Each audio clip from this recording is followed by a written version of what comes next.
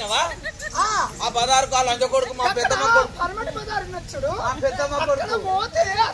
నీలాగానే ఉన్నాడు మా పెద్దమ్మ కొడుకు లంజ కొడుకు మా బామ్మారి అవుతాడు వాడు మంచోడు కాదు నేనైతే కరెక్ట్ పోని కొడతా పెద్దమ్మ కొడుకు బామ్మారి ఎట్లయితాడు పెద్దమ్మ కొడుకు బామ్మారి లంజ కొడుకు మంచోడు కాదు నువ్వు అంత స్టైల్ గా మాట్లాడుతావు ఇందులో ఇది చల్లనా చల్ల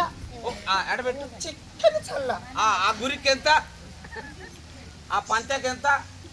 ఆ చిన్న గురికి ఎంత ఇది రాకూడదు వాళ్ళే తెల్లగా ఉంది ఈ గురికి ఎంతనే నువ్వు కొంటావా మరి బ్రహ్మాండంగా ఉంటా వీటికి వచ్చినాక పెరుగు దొరుకుతలేదు ఒక పావు షేరు కొంటనే ఇది ఎటు దొరుకుంటున్నా మరి మేము ఉచ్చ పరస్గా వాడుకుంటాం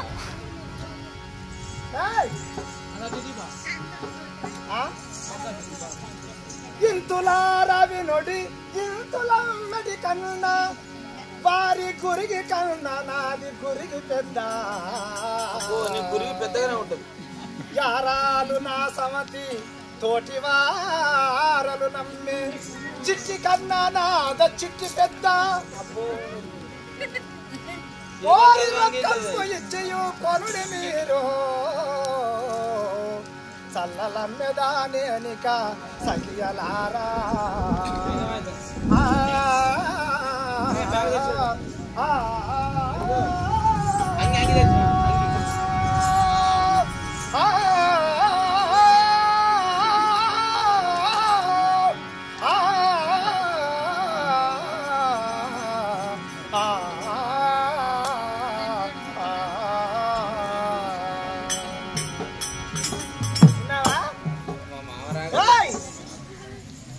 అమ్మా